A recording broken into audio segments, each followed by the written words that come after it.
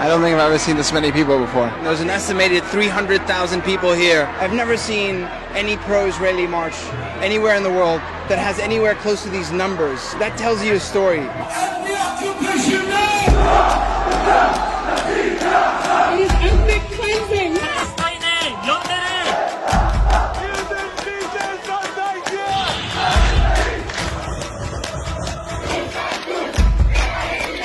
It's not just Muslims, it's not just Asians. I've seen every community here. It's so moving as a Palestinian who's lived in Palestine and hasn't really seen this before. I mean, it's incredible.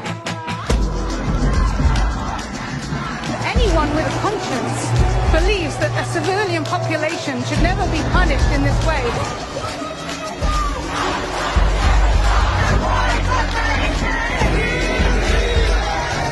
Amerika